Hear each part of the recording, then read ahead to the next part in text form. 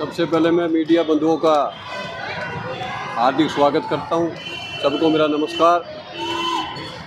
साथियों, 10 और 11 मार्च को दिल्ली के ऐतिहासिक रामलीला मैदान में देश भर के तमाम सैकड़ों बहुसंघ समाज के संगठनों के द्वारा एक संयुक्त मोर्चा बनाकर संयुक्त बहुसंख्यक समाज मंच के माध्यम से 10-11 मार्च को दिल्ली के रामलीला मैदान के अंदर, जो देश के अंदर एक वर्षों पुरानी हमारी मांग है, देश में जो जनगणना के साथ जातिगत जनगणना की, जो अब इस समय जनमत मुद्दा है और जो बहुसंख्य समाज की सभी बीमारियों की दवाई है, कहीं ना कहीं प्रमुख मुद्दा जातिगत जनगणना। और जो ईवीएम द्वारा जो बाबा साहब ने हमारा वोट की संविधान के तहत वोट की ताकत दी थी, उस वोट की ताकत को ईवीएम ने ख़त्म कर दिया। उस वोट की ताकत को बचाने के लिए बैलेट पेपर से चुनाव कराकर इस देश के अंदर ईमानदारी से चुनाव कराया जाए। इसके साथ तमाम बहुसंख्य समाज के मुद्दों पर वहाँ पर बहुसंख्य समाज के लोग चर्चा करेंगे, उनके उत्थान के लिए, उनके हक अधिकार दिलाने के लिए। लेकिन जो जातिगत जनगणना का मुद्दा है, ये एक ऐसा जनमत मुद्दा है। अगर ये आने वाले संसद के सत्र के अंदर, जो मार्च में हमारा शुरू होने जा रहा है, और जो मान्यवर काशीराम की जयंती पर जो 10-11 मार्च को हम लोग इस न्याय अधिकार महाकुंभ को करने जा रहे हैं, तो जातिगत जनगणना कराने की क्यों ज़रूरत पड़ी हमारे को? वो इसलिए ज़रूरत पड़ी कि 75 वर्ष के अंदर जो 10% के मनुवादी लोग हैं, जो न्यायपालिका, राजनीति और कार्यपालिका पर प्राइवेट सेक्टर, मीडिया, जितने भी सेक्टर देश के अंदर हैं, जो मूल निवासियों ने देश को आज़ादी के बाद बनाया, सींचा उनको, उन पर हक अधिकार 10% के लोगों ने कब्जा जमा दिया है। तो कहीं ना कहीं जातिगत जनगणना अगर ईमानदारी से हो जाती है तो देश के अंदर किस जाति की आर्थिक, सामाजिक और राजनीतिक स्थिति कितनी डाउन है, कितनी अपर है, उसके हिसाब से सरकार योजनाएं बनाती है। तो कहीं ना कहीं हमारी मांग है कि जातिगत जनगणना कराई जाए और जातिगत जनगणना कराकर जिसकी जितनी संख्या बारी, उसको उतनी हिस्सेदारी न्यायपालिका, राजनीति और कार्यपालिका, प्राइवेट सेक्टर में दी जाए। और आने वाले टाइम में जो ईवीएम द्वारा जो वोट की ताकत को हैंग किया जा रहा है, तो हमारा ये मुद्दा है कि आने वाले विधानसभा चुनाव और 24 के लोकसभा चुनाव से पहले जो भी चुनाव हो, उसको बैलेट पेपर से चुनाव कराया जाए। इसलिए तमाम बहुसंख्य समाज के संगठन 10 और 11 मार्च को इस देश की राजधानी ऐतिहासिक रामलीला मैदान में भारी संख्या में नहीं, करोड़ों की लोग संख्या में पहुंच रहे हैं और वो अपने हक अधिकार की लड़ाई के लिए अपने लोगों को जागरूक करेंगे। और मैं मीडिया के माध्यम से देश की सरकार को यही कहना चाहता हूं आज इस प्रेस वार्ता के माध्यम से कि बहुसंख्य समाज के जो मुद्दे हैं, इनको आने वाले संसद के सत्र के अंदर जातिगत जनगणना कराकर उसकी हिस्सेदारी देने का काम करो और बैलेट पेपर से चुनाव कराकर हमारी वोट की ताकत को बचाकर उसको ईमानदारी से चुनाव कराया जाए। और जो ठेकेदारी, जो इस देश को बेचा जा रहा है, गेल, बेल, रेल, जेल सब बेच दिया गया, ये इसलिए बेचा जा रहा है कि कहीं ना कहीं 75 वर्ष में बहुसंख्य समाज के लोग शिक्षित हो रहे हैं, वो doctor, engineer, IPS, MLA, MP बन रहे हैं। उनको रोकने के लिए, हमारा आरक्षण खत्म करने के लिए प्राइवेटाइजेशन लाकर हमारा कॉलम खत्म किया जा रहा है। इसलिए हमें प्राइवेट सेक्टर में भी आरक्षण चाहिए। अगर प्राइवेट सेक्टर नहीं तो गवर्नमेंट सेक्टर में हमारा जो आरक्षण मिला हुआ, उसमें जो है हमारा पूरा लागू किया जाए, हमें उसका हक मिले। एक है कॉलेजियम सिस्टम, जो अभी इस टाइम आपने देख रहे होंगे जनमत मुद्दा है। एक तरफ तो मंत्री जी कहते हैं कि ये गलत है, चीफ जस्टिस कहता है ये ठीक है। मैं कहना चाहता हूँ दोनों मिले हुए हैं कहीं ना कहीं। कॉलेजियम सिस्टम से 75 वर्ष में 350 परिवार, वही मनुवादी, एक ही जाति के लोग, उस पर कब्जा जमाए बैठे हैं। क्योंकि न्याय, ये जो यूपीएससी की परीक्षा की तरह का अगर जजों की भर्ती हो तो कहीं ना कहीं SC ST OBC माइनॉरिटी के बच्चे भी उसमें जज बन सकते हैं। इसलिए कॉलेजियम सिस्टम को ख़त्म करना हो, इंटरव्यू व्यवस्था को ख़त्म कर यूपीएससी की परीक्षा कराई जाए। और आने वाले टाइम में अगर बहुसंख्य समाज के लोग इकट्ठा होकर इस लड़ाई को लड़ेंगे तो जातिगत जनगणना भी होगी और हम अपने अधिकार को ले पाएंगे। इसलिए दिल्ली के रामलीला मैदान में मैं तमाम बहुसंख्य समाज के संगठनों से, बहुसंख्य समाज के नेताओं से, बहुसंख्य समाज के समाज सेवियों से आह्वान करता हूं कि वो 10 और 11 मार्च को दिल्ली के ऐतिहासिक रामलीला मैदान में भारी संख्या में पहुंचकर इस न्याय अधिकार महाकुंभ को कामयाब करें और बहुसंख्य समाज के हक अधिकार दिलाएं। रामविश्वास कुशवाहा जी, भोपाल से। मैं रामविश्वास कुशवाहा, महासचिव पिछड़ा वर्ग विकास मोर्चा मध्य प्रदेश। इस आयोजन में सर या तो बीच में आके बैठो, आवाज नहीं आएगी। चलो ठीक है, दूसरे सत्र। आरबी यादव जी।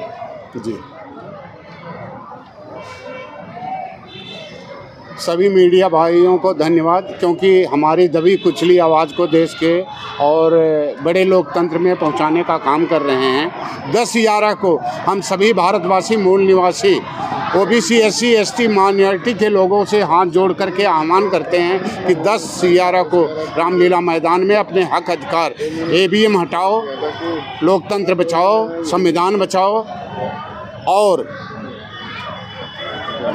जाति जनगणना करा करके अपने जिसकी जितनी संख्या बारी उसकी उतनी हिस्सेदारी।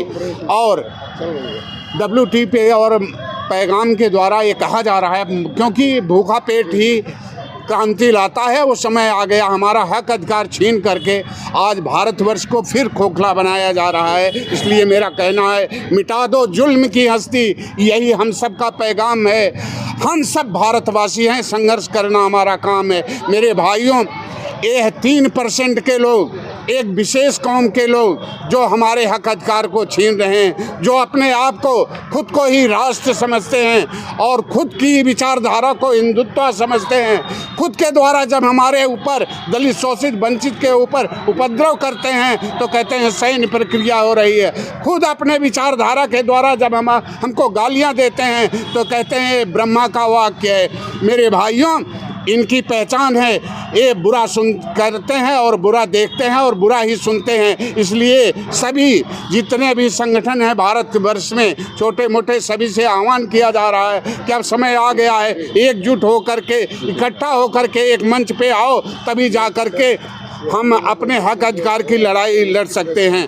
और OBC SC मूल निवासी वह सोता हुआ शेर है, जिस दिन जग जाएगा ये सब के सब ढेर हो जाएंगे। इसलिए समय आ गया है। 2024 अगर कहीं आपके हाथ से चला गया तो फिर नवीन रियासतीकरण हो जाएगा, फिर उसी तरह का जैसे राजा महाराजा की तानाशाही चलती थी। आज गद्दी पर देख लीजिए, गद्दी पर जो बैठे हैं बुज़दिल हैं, फौलाद नहीं। आवाम, किसान, मजदूर, दलित, शोषित, वंचित का दर्द हो क्या जाने, जिनके घर औलाद नहीं। आज एक तरह से देखा जाए कि हम लोगों की बात सुनने वाले यही कह के आए थे कि आप लोगों को 15 लाख खाते में और आपका हक अधिकार दिया जाएगा, किसानों की आय दुगनी की जाएगी, लेकिन कहीं न कहीं हर रास्ते से भटका दिए हैं। आज घाव पे घाव दे रहे हैं। जब तक एक जगह मरहम लगाया जा रहा है, दूसरा घाव हो जा रहा है। झूठ पे झूठ बोल रहे हैं, ये कब तक चलेगा? आज पूरा भारतवर्ष देख रहा है, पूरा विश्व की निगाह भारत पे रहती थी। मैं एक पाकिस्तान का छोटा सा एक गाना आप लोगों के बीच में चल रहा है, जुल्ले लाल के बुल्ले लाल ने मिलकर हाहाकार मचाया, जुल्ले लाल के बुल्ले शाह ने मिलकर हाहाकार मचाया, फिर जोगी बुलडोजर लेके घर में आग लगाया। एक बार जो लग जाती है देश बेचैन बीमारी, फिर मरते दम छूटती नहीं तिकड़म की तैयारी। जोगीरा सारा आगे होली है, इसलिए बुरा न मानो होली है। और इनको पूरा विश्व देख रहा है कि इनके यहाँ क्या ड्रामा चल रहा है, और हमारे यहाँ के लोग अभी सोए हुए हैं। कब तक सोते रहोगे? जागो ये मूल निवासियों। जब भी चाहे अंग्रेज, मुगल, ब्रिटिश जो भी आए हैं, यही किसान, मजदूर और आवाम मूल निवासी ही लड़ करके उनको भी भगाने का काम किए हैं। इसलिए अगर नहीं जागते हो तो राष्ट्र लुट जाएगा, राष्ट्र का किसान, आवाम, मजदूर लुट जाएगा। ये आसार नजर आता है। अब हुकूमत में बैठे हुए एक तरह से जुमलेबाज, झूठे तड़ीपार नजर आते हैं। यही मूल निवासी भारतवासी, गरीब, शोषित, वंचित, दलित देश को विश्व गुरु और कृषि प्रधान देश बनाए। आज गद्दी पे बैठे हुए लोग इन्हीं को गद्दार बता रहे हैं। इसलिए 10 और 11 तारीख को सभी लोग विशेष ध्यान दें और जिसको जो सहयोग करना हो, क्योंकि हमारा गरीब, मजदूर, शोषित, वंचित का यह समाज मिल करके लड़ाई लड़ रहा है। सबसे हाथ जोड़ करके निवेदन है, जो सहयोग देना हो उनके लिए भी खाता नंबर दिया जाएगा, वो हमारा सहयोग करें। और क्योंकि निर्णायक लड़ाई लड़ने के लिए सबका सहयोग चाहिए, और हमें सभी पार्टी के सभी दलों को, सभी संगठनों का आह्वान किया जाता है, सब 10/11 को पहुंचो और सबको मंच दिया जाएगा, अपनी आवाज़ को बुलंद करो। इन्हीं बातों के साथ भाइयों, ये आवाज़ पूरे देश में फैला दो, क्योंकि अब समय नहीं बचा है। इसलिए क्योंकि जिनको अधिकार दिया गया था आज रक्षक भक्षक बन गया। पुलिस वाले हमारे गरीब भाई दलित शोषित वंचित किसान जाते हैं आवाज़ उन्हीं के ऊपर पकड़ करके बंद कर दिया जाता है, उल्टे मुकदमे लाद दिए जा रहे हैं, कोई सुनने वाला नहीं है इनका। इसलिए समय आ गया है सभी जागरूक मंच के द्वारा सब लोग एकजुट हो, ईर्ष्या ईगो छोड़ दो। अगर भारत राष्ट्र हमारा ख़त्म होता तो पूरे भारतवासियों की बदनामी होगी। इसलिए संविधान बचाओ और गरीब बचाओ और पूरे आवाम को बचाओ, यही हमारा निवेदन है। महेश मानव जी। मित्रों, मैं Mahesh Manav, president OBC front of India. आज ये कार्यक्रम जो हम लोग करने जा रहे हैं उसमें आज़ादी के 75 वर्षों बाद भी माइनॉरिटी के पिछड़े वर्ग के लोग, इनकी स्थिति इतनी ख़राब हो चुकी है कि जो संकल्प लिया गया था हमारे संविधान निर्माताओं ने कि सबको समता, बंधुत्व, खुशहाली और सबको समान अवसर मिलेंगे, लेकिन यहाँ 75 साल में उल्टा हो रहा है। प्रारंभ में सबकी शिक्षा लगभग समान थी, एक सी व्यवस्था थी और इलाज की व्यवस्था भी लगभग एक थी और रहने की व्यवस्था में भी ज़्यादा अंतर नहीं था। लेकिन आज स्थिति 75 साल बाद उल्टी हो चुकी है। गरीब और गरीब हो गया है और पैसे वाला और पैसे वाला हो गया है। शिक्षा में कितना ज़मीन आसमान का अंतर हो गया है और इसी तरह से इलाज में लाखों के महंगे इलाज और लाखों की महंगी शिक्षा और लाखों के महंगे मकान, ये देश की 1000 में एक भी व्यक्ति के पास सुविधा उपलब्ध नहीं है। ये कितनी शर्म की बात है कि 1000 लोग, कम से कम 1000 लोग ऐसे हैं, ये तीनों चीज़ें किसी भी हालत में हासिल नहीं कर सकते हैं, बल्कि कहें तो हम 1000 से भी ज़्यादा हैं। तो क्या देश की स्थिति है? हम विश्व गुरु बनाने चले हैं और विश्व गुरु बर्बादी में ज़रूर बना दिया है। और भ्रष्टाचार में, सुनिए, सभी देशवासी जानते हैं इस बात को कि प्रत्येक गरीब व्यक्ति अपनी आमदनी का लगभग आधा टैक्स देता है, जो भी सामान खरीदता है, जो भी खर्च करता है, चाहे वो 3000 रुपये महीना कमा रहा हो, चाहे वो 20,000 कमा रहा हो, चाहे 50,000 कमा रहा हो, चाहे 80,000 कमा रहा हो। 1 लाख 2 लाख वालों की तो आमदनी ज़्यादा है, इसलिए उसमें ज़्यादा अंतर नहीं पड़ना है। किसी की 2 लाख आमदनी कर लीजिए, आधा टैक्स ले जाइए, कोई दिक्कत नहीं है, तब भी उसे 1 लाख मिलेगा। लेकिन जो रात दिन मेहनत कर रहा है, बेरोजगार व्यक्ति जो 5,000, 10,000, 15,000 में रात दिन लगा हुआ है और उसकी आमदनी भी कम है और जो भी सामान खरीदता है सरकार का उसमें आधा टैक्स जुड़ा हुआ है, उस टैक्स से लाखों करोड़ रुपए बजट में इकट्ठे होते हैं। 30 लाख, 35 लाख, 40 लाख करोड़ का बजट बनता है और 1% भी एक डिपार्टमेंट ने अपने विकास जो बजट आवंटित हुआ है 1% भी कमीशन लिया तो 1000 करोड़ हो गया। 1 लाख करोड़ में 1000 करोड़, और एक नहीं लेता है, पूरे देशवासियों को मालूम है। जो टेंडर होते हैं, कंपनियां, सभी जानते हैं, सभी घर में अधिकारी हैं, इंजीनियर हैं, ठेकेदार भी हैं, छोटे बड़े, और सारे जो मंत्री, MP, MLO सभी संपर्क है सबके।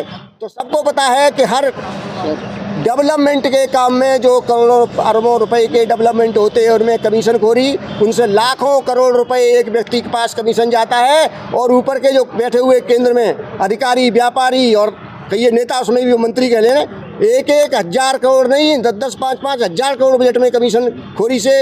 इसी से महंगे प्राइवेट सेक्टर में अस्पताल बन रहे हैं, इंजीनियरिंग कॉलेज खुल रहे हैं, मेडिकल कॉलेज खुल रहे हैं और मेडिकल कॉलेज भी बन रहे हैं, उनके 50-50 लाख रुपए फीस लगती है। ये कहाँ से पैसा आया? किसी की जांच में डाल दीजिए, सब में घोटाले निकलेंगे, सब ब्लैक मनी है। और जिनका पैसा है, जो देश के बहुसंख्यक SC, ST, OBC मोस्टली उसमें हैं, 99% वही लोग हैं। अब बाद में कोई एक आध होगा, तो पैसा उन्हीं का, और उन्हीं को घर से बाहर कर दिया, उनको इलाज से बाहर कर दिया, उनको शिक्षा से बाहर कर दिया, और उन्हीं के पैसे से हवाई जहाज उड़ा रहे हैं, उन्हीं के पैसे से अरबों खरबों की कंपनियां चला रहे हैं और देशों विदेश में जमा कर रहे हैं। ये ढांचा इतना बिगाड़ दिया। 90 से जब सामाजिक न्याय के आंदोलन में BP सिंह ने आरक्षण लागू किया 27% OBC के लिए, तो उसी दिन से तय कर लिया गया कि आरक्षण खत्म कैसे किया जाए, प्राइवेट सेक्टर में ले आइए। और प्राइवेट सेक्टर में तमाम लोग पहले से ही पैसा कमा चुके हैं और अब भी कमा रहे लगातार, तो ये निजी सेक्टर में सब कुछ जा रहा है, निजी क्षेत्र में। तो जिसमें पैसा नहीं है, न उसे कोई लोन मिलेगा, न वो कंपनी चला पाएगा, न उसको कोई शेयर देगा। तो आप खुद लोग समझिए, आप सब लोग विद्वान बुद्धिजीवी हैं कि देश की इतनी बड़ी आबादी 1000 में एक आदमी गुजारा नहीं कर पा रहा है तो कैसा प्रजातंत्र है। बड़े शर्म की बात है। हम लोग डिग्रियां लिए घूम रहे, तमाम सारे लोग एक से एक पोस्ट ग्रेजुएशन की डिग्रियां लिए हुए,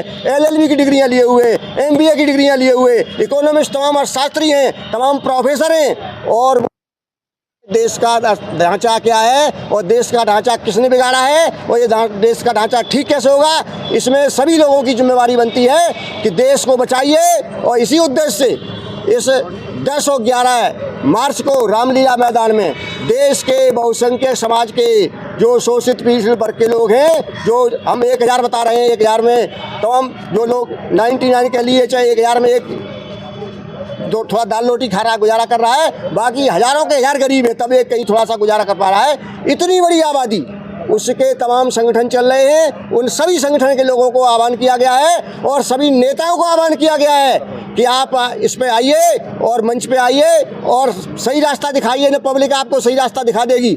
और हम लोगों का ये भी कार्यक्रम है कि जो सुविधा सांसद को, विधायक को महंगे इलाज की, महंगी शिक्षा की और महंगे मकान की सुविधा जो मिलती है, वही शिक्षा, इलाज और मकान देश के हर नागरिक को देना पड़ेगा। एग्रीमेंट करे, एफिडेविट दे करे और वो लिखे एफिडेविट में, एग्रीमेंट में कि हम अगर अपनी जैसी सुविधाएं नहीं देते हैं तो हमारा आजीवन कारावास, हमारी संस्था खत्म और आजीवन हमारी संपत्ति से कोई मतलब नहीं, तब बेदखल।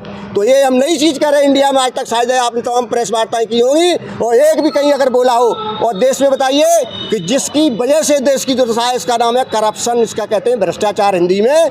आज तक इंडिया के किसी भी बोर्ड में, चाहे वो प्रारंभिक शिक्षा का प्राइमरी बोर्ड हो, चाहे वो आपका जूनियर का हो, चाहे माध्यमिक शिक्षा का हो, चाहे किसी यूनिवर्सिटी का बोर्ड हो, किसी भी बोर्ड में ये सब्जेक्ट नहीं पढ़ाया जाता कि भ्रष्टाचार क्या है और भ्रष्टाचार की पहचान क्या है और भ्रष्टाचार से समाज में क्या असर पड़ता है और भ्रष्टाचार से कितनी जो जिंदगियां बर्बाद होती हैं। और उस भ्रष्टाचार की पहचान के लिए इसमें एक सिलेबस रखा जाए, एक पाठ्यक्रम रखा जाए। और इस पर किसी ने भी ऑल इंडिया लेवल पर आज तक किसी ने PhD नहीं की इसी पर, भ्रष्टाचार क्या है, भ्रष्टाचार को कैसे ख़त्म किया जाएगा और इसके क्या क्या पहचान के तत्व हैं भ्रष्टाचार के। और बच्चे जो बराबर के, उदाहरण के लिए एक ही क्लास में एक भ्रष्ट अधिकारी का बच्चा पढ़ रहा है, कर्मचारी का, एक ईमानदार का पढ़ रहा है। आप दोनों को बच्चों के लिए एक ही पोस्ट है उसकी, और एक भ्रष्टाचार वाला हाई फाई सब कुछ बना स्कूल में, उसी स्कूल में हाई फाई सब कुछ दिखा रहा है, गाड़ियों में आ रहा है और अच्छे उसके स्टैंडर्ड सारे कुछ साधन हैं। और एक बच्चा उसी पोस्ट पे है, उसी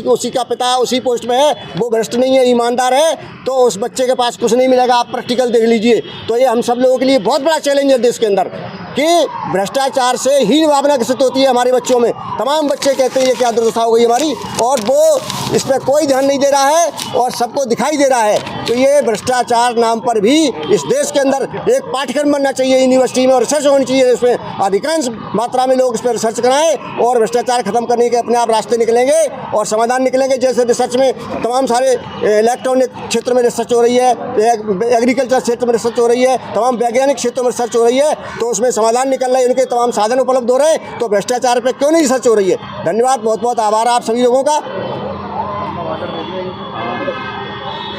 जी, अब अगला नाम जो है हंसराज जांगला जी। इधर आइए, बीच में आइए।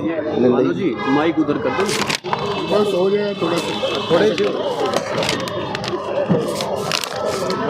कोई बात नहीं, हो जाए। सर ये मेरा वाला भी रख लेना सर। ये हाँ ये जैविक संसार अरे जय हिंद, जय हिंद, जय हिंद। हमें तेज बोला भाई। मान्यवर साथियों, सभी को प्रणाम। रामलीला मैदान में 10-11 मार्च को होने वाले न्यायिक अधिकार सम्मेलन के अंदर मैं आप सब के माध्यम से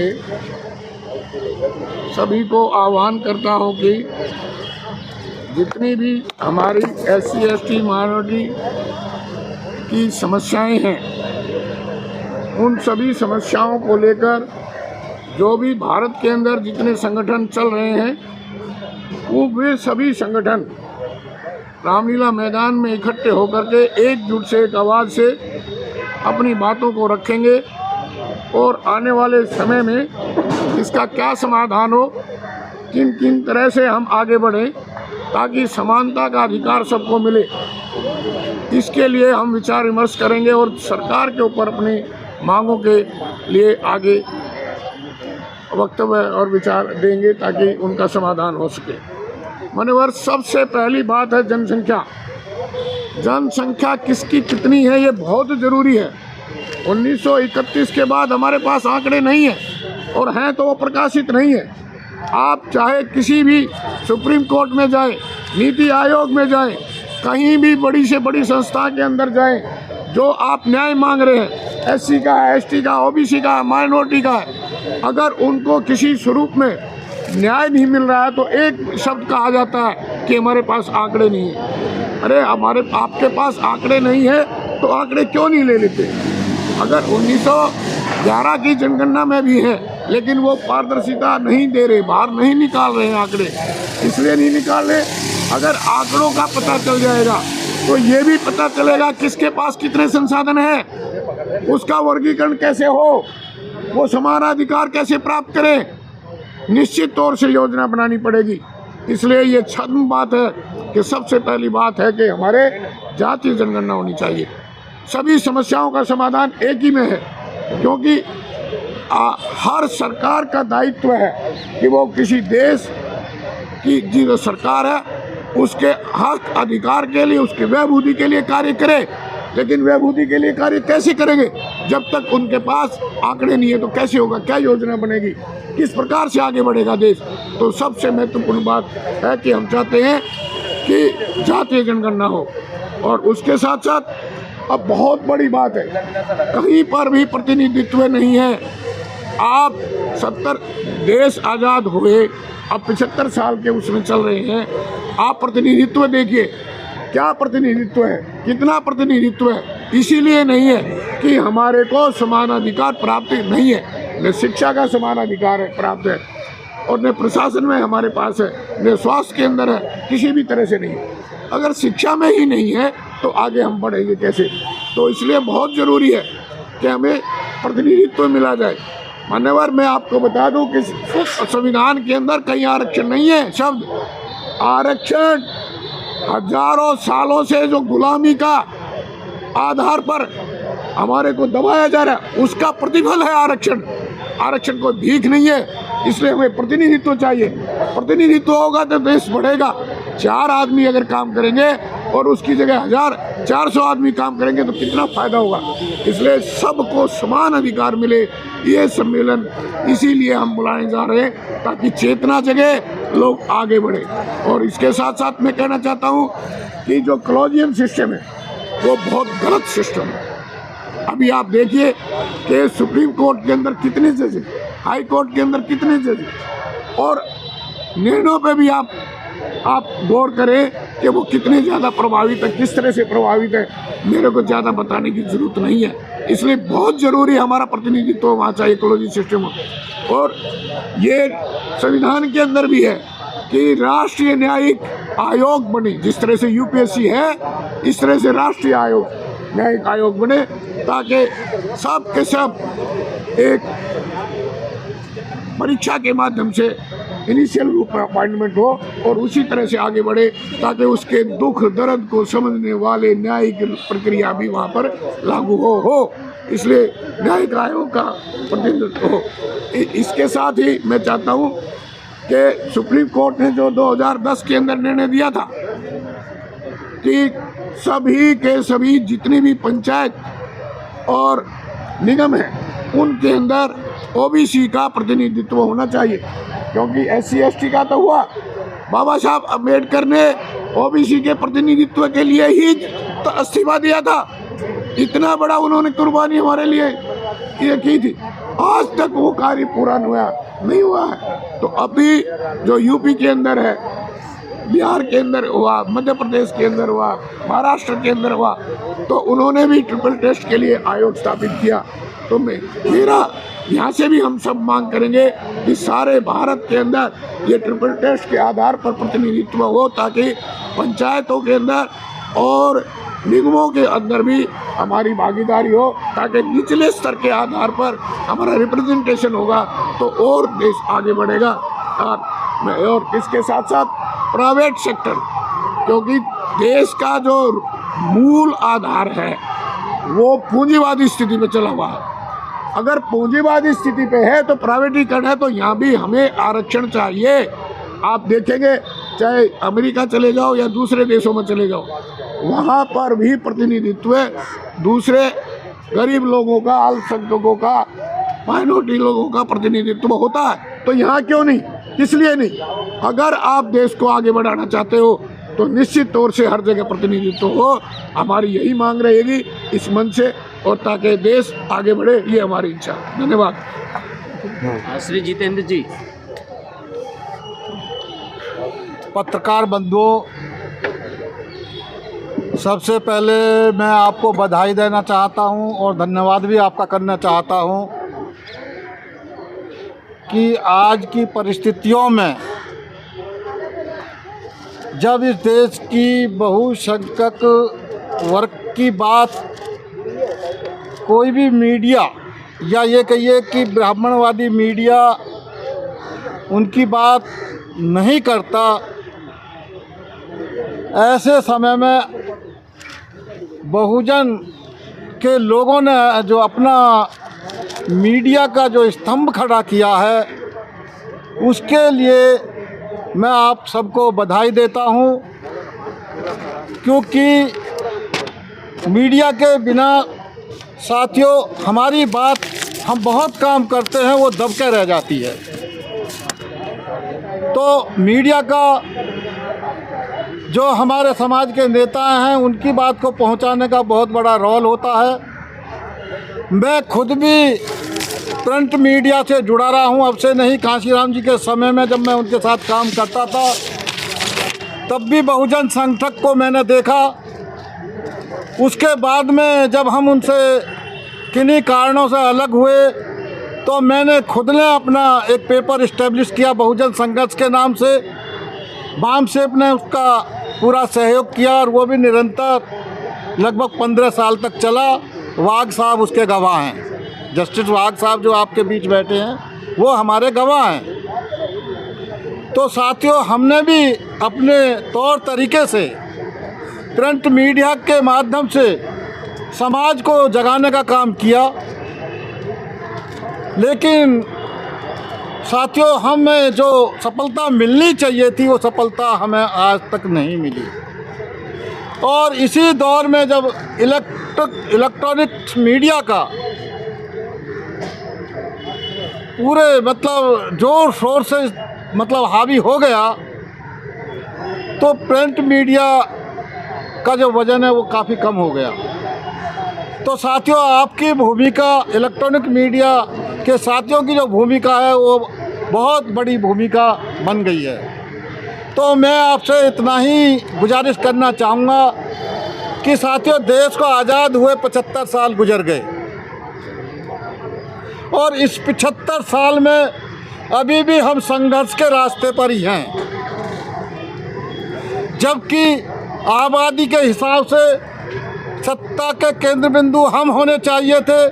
जो नेतागण आज इस मंच पर बैठे हैं, इनके हाथों में बागडोर होनी चाहिए थी, लेकिन आज भी हम लोग सड़क पर हैं और सड़क पर ऐसे प्रेस कॉन्फ्रेंस के माध्यम से जो हम अपनी बात कर रहे हैं, वो भी बात हमारे लिए आज एक नागवार सी गुजर रही है। मित्रों, मैं आपको एक उदाहरण देना चाहता हूं कि जो प्रेस है उसका कितना बड़ा रोल होता है। एक बार कुछ विदेशी पत्रकार जब भारत आए, जब देश के विभाजन की बात चल रही थी, तो वो 3 भारत के जो महान बड़े व्यक्ति थे उनका वो इंटरव्यू लेना चाहते थे। उनमें एक मिस्टर जिन्ना थे, महात्मा गांधी थे, बाबा साहब अम्बेडकर थे। बहुत सारे लोग इस बात को जानते हैं, मैं सब दोहरा रहा हूँ।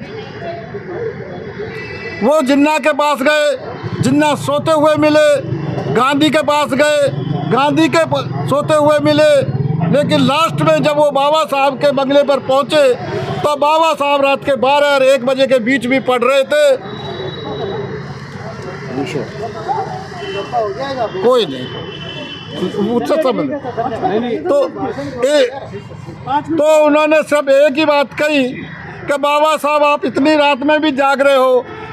तो बाबा साहब ने उन पत्रकार बंधुओं को कहा कि भाई गांधी का समाज, अगर गांधी सो रहा है तो उसका समाज जाग रहा है, अगर जिन्ना सो रहा है तो उसका समाज जाग रहा है, लेकिन मेरा समाज सो रहा है इसलिए मैं जाग रहा हूँ। तो साथियों, आज हमारा समाज अभी भी सोया हुआ है। ऐसे माहौल में आपकी जिम्मेदारी और हमारी जिम्मेदारी तो है ही, लेकिन आपकी जिम्मेदारी बढ़ गई है। तो मेरे पत्रकार बंधुओं, मैं आपसे सिर्फ इतना अपील करना चाहता हूं कि आज जो ये संयुक्त मोर्चा SC ST OBC और माइनॉरिटीज का बनकर एक पहाड़ के रूप में एक व्यवस्था को चुनौती देने के लिए जो हमारे सामने आया है और जो अपनी ताकत आने वाले 10 और 11 मार्च को दिल्ली के रामलीला मैदान में जहाँ से बड़ी बड़ी क्रांतियाँ हुई हैं वहाँ पर होने जा रहा है, उस 10 और 11 के कार्यक्रम को आप पूरी तरह से हाईलाइट करें, संदेश को जन जन तक पहुँचाएं, जिससे कि आज जो हम ये मांगने की बात कर रहे हैं, मांगने की ये बात हमें छोड़कर हमें सीधा चुनौती इस देश की राजनीति को देना होगा, इस सत्ता को देना होगा और इस देश की सत्ता को हमें हाथ में लेना होगा। और आने वाले जो 2024 का चुनाव है, हमें अपना पूरा ध्यान उस पर केंद्रित कर कर एक रणनीति बनानी होगी, एक जगह बैठकर रणनीति बनानी होगी कि ऐसे में हमें किस तरीके से जिन लोगों ने इस देश की हालत ऐसी बनाई है उनको कैसे यहाँ से भगाया जाए, कैसे हटाया जाए। इन्हीं शब्दों के साथ मैं पुनः आप सभी का धन्यवाद करना चाहता हूँ, इस मंच का भी धन्यवाद करना चाहता हूँ। जय भीम, जय भारत। नेशनल दस्तक की आपसे गुजारिश है कि अगर इसको बचाना चाहते हैं तो नेशनल दस्तक को सब्सक्राइब करने के लिए रेड कलर के सब्सक्राइब बटन को दबाएं, फिर बेल आइकन की घंटी दबाएं। नेशनल दस्तक को बचाने के लिए बहुत ज़रूरी है कि हर खबर को शेयर करें, लाइक करें, कमेंट जरूर करें।